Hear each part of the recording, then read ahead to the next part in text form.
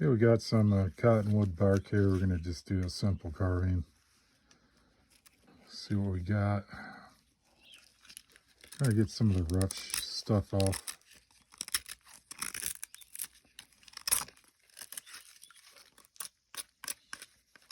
I'm going to switch over to Dremel.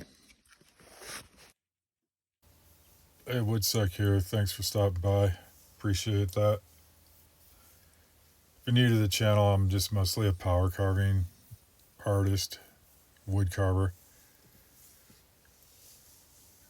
And today we're working on cottonwood bark, Sasquatch. It didn't come out planned as I wanted it to. Originally, I didn't plan it to be a Sasquatch. It just came out naturally, I think, because of the shape of the face as it progressed. It's what started it to become the Sasquatch was like it was like a simian ape-like face, and so I decided to go with that instead of try to make a mountain man, which is kind of like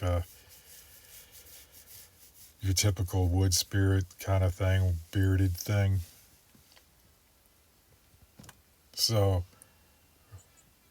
I've decided to go with that, and I'm using a Stylo Plus on this bark because it's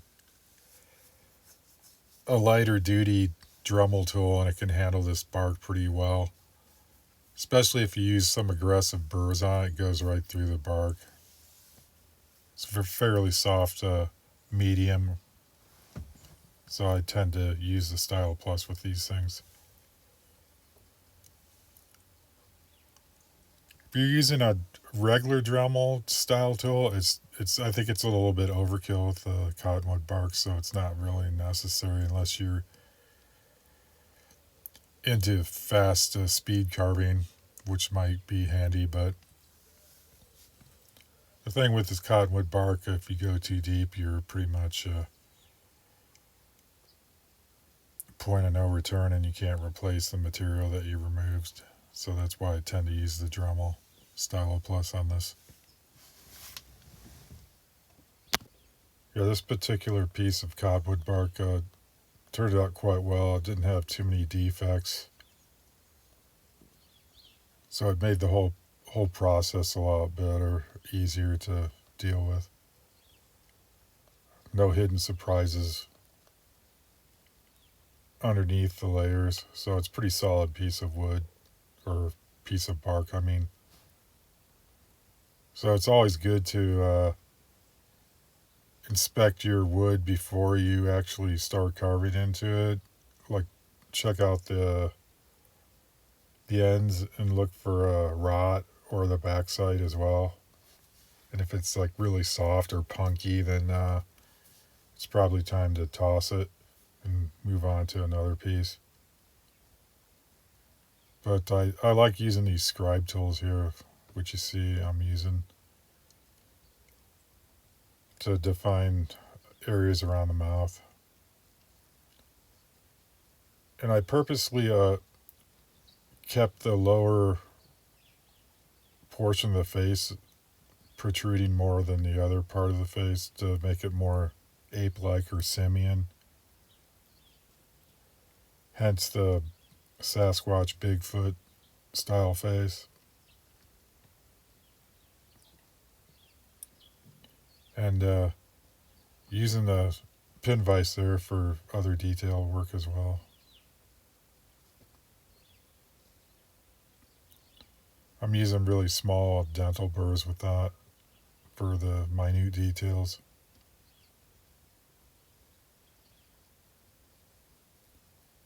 Basically just scratching in to the surface and making contours and things like that.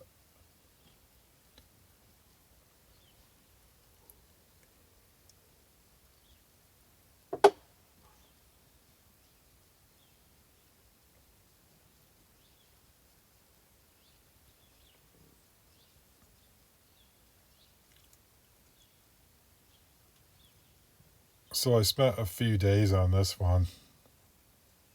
few hours a day. I didn't really go ape shit as far as like long days working on it. So sometimes you have to just pause the pause the evolution a little bit and come up with some new ideas instead of just going full frontal like assault on your projects like that. It's more like a leisurely pace.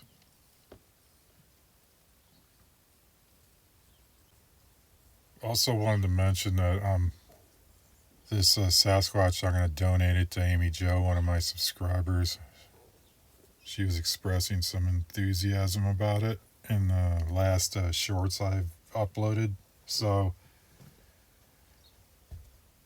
occasionally I donate things here and there. So I figured, it's a good time to do so.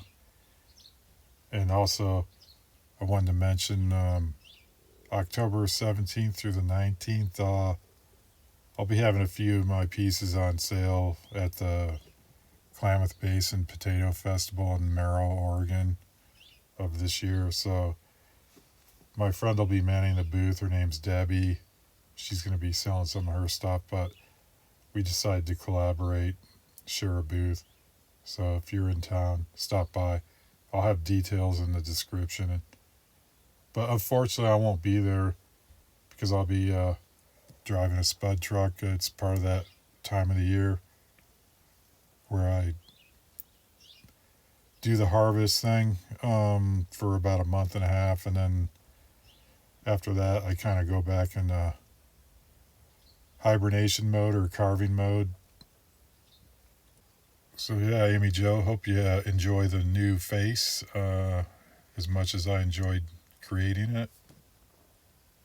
But anyway, this one turned out really well, and I'm going to be doing more of these things for the upcoming festival, as I mentioned just previously here. So, mostly going to be probably in pine wood or bark as well. I'm running short on bark right now, so we'll figure that out because I need to restock up on that stuff for the next year or something like that. But yeah, I've been wanting to upload more videos recently, but unfortunately I've ran into some other priorities, so I'm still trying to maintain the YouTube presence along with some personal projects I'm doing. So, but I'll always have some videos at least a couple times a month. I keep having like curveballs thrown at me and stuff, so it's always like a never-ending process of trying to switch gears. So, but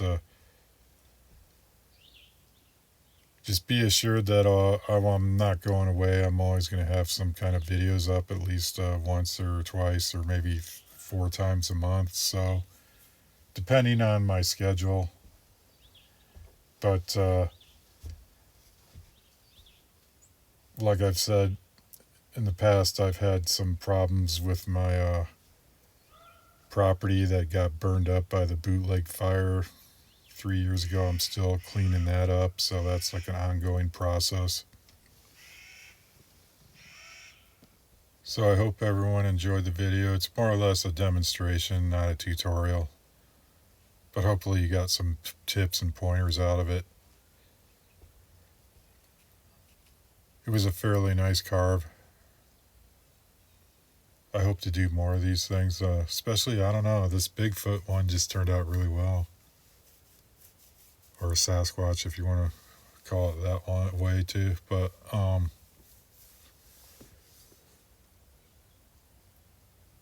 to be honest, I don't know if I really believe in Sasquatch or Bigfoot, but with all this technology, you think they would have a clear picture of one by now, but so far they haven't had one, so I'm kind of skeptical. So, but anyway, this is my interpretation of it. So, take care, enjoy.